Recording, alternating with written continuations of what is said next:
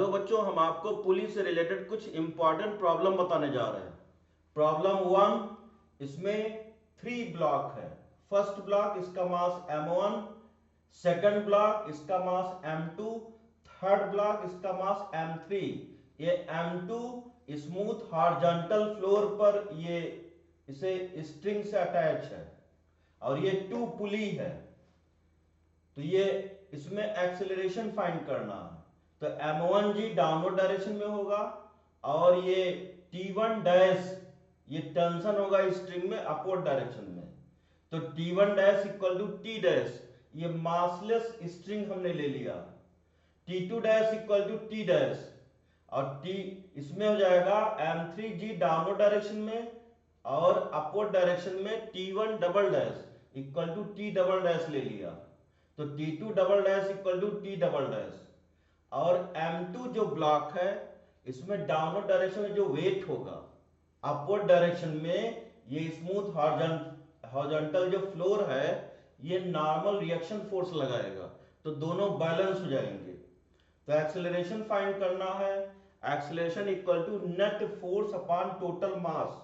Net force कितना हो जाएगा m1g डाउनवर्ड डायरेक्शन में minus m3g। m1 equal to m3 हमने सपोज कर लिया इसको। तो m1g minus m3g upon total mass, net force upon total mass. Total mass m1 plus m2 plus m3। तो ये हो जाएगा एक्सेलरेशन। अब नेक्स्ट इसमें टेंशन फाइंड करना। तो m1g minus T dash equal to m1a, ये according to second law of motion इसमें फोर्स अप्लाई होगा। जब अनबैलेंस्ड फोर्स अप्लाई होगा तो ये एक्सेलरेट करेगा डाउनवर्ड डायरेक्शन में। तो m1g minus T dash equal to m1a, तो m1g minus m1a equal to T dash हो जाएगा। तो ये टी डैश की वैल्यू m1 कॉमन ले लेंगे, g माइनस c हो जाएगा। अब ये इसमें इसमें इस डायरेक्शन में t2 dash equal to t dash और इस डायरेक्शन में ये t डबल डैश। तो नेट कितना हो जाएगा t, इसमें हो जाएगा t dash minus t double dash equal to m2a। तो t double dash equal to t dash minus m2a। Next problem, Atwood machine.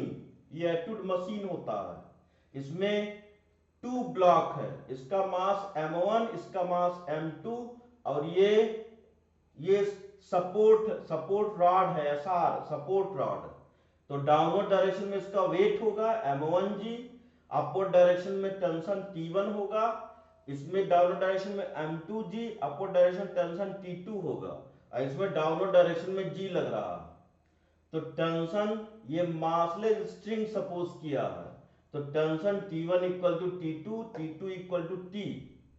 तो m1 is greater than m2 अगर है तो इसमें ये tension t1 equal to t2 equal to t हो जाएगा।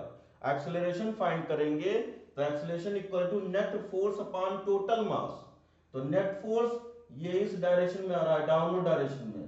तो m1g minus m2g upon total mass m1 plus m2। तो m1 minus m2 upon m1 plus m2 into g, ये एक्सेलरेशन हो जाएगा। अब ये नेक्स्ट हमें टेंशन फाइंड करना है। तो m1g minus T equal to m1a, इसमें इक्वेशन ऑफ मोशन यूज करेंगे और फिर m2 में यूज करेंगे। तो m1g minus m1a equal to T हो जाएगा। तो m1g minus a equal to T हो जाएगा और a की वैल्यू इससे इसमें पुट कर देंगे। तो ये m1g माइनस m2g अपान m1 प्लस m2, इसको सिंप्लीफाई करेंगे तो टेंशन आ जाएगा 2m1 m2 अपान m1 plus m2 into g।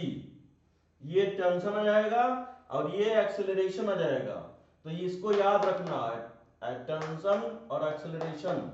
अब नेक्स्ट t3 की वैल्यू क्या होगी। तो t3 equal to 2t dash हो जाएगा। तो 2 से मल्टीप्लाई कर देंगे इसको। अब नेक्स्ट प्रॉब्लम 3, इसमें 2 ब्लॉक हमने लगा दिया, एक m1 एक m2, इसमें एक m3 ब्लॉक है और ये सपोर्ट रॉड से कनेक्टेड है। तो इसमें एक्सेलरेशन कैसे फाइंड करेंगे, acceleration equal to net force upon total mass. Net force कितना हो जाएगा, m1g डाउनवर्ड डायरेक्शन में, इससे m2g डाउनवर्ड डायरेक्शन में, और ये ऐसे एक्सेलरेट कर रहा है इधर की तरफ, तो ये हो जाएगा m1g plus m2g minus m3g upon net मास total mass m1 plus m2 plus m3, ये हो जाएगा एक्सेलरेशन। अब इसमें t डैश फाइंड करना है, तो m1g minus t dash equal to m1a, तो m1g minus m1a equal to t dash, तो t dash equal to m1g minus a हो जाएगा। ऐसे इस पर एक्सेलरेशन फाइंड करना है, m2g plus t dash minus t double dash equal to m2a, तो m2g plus t dash minus m2a equal to t double dash, तो इससे फाइंड कर लेंगे m2g plus T dash minus m2a equal to T double dash, T double dash की value आ जाएगी। t3 की value कैसे फाइंड करेंगे, t3 equal to 2t dash हो जाएगा। ये मासलेस ये स्ट्रिंग है, इसलिए टेंशन इक्वल होगा। Thank you.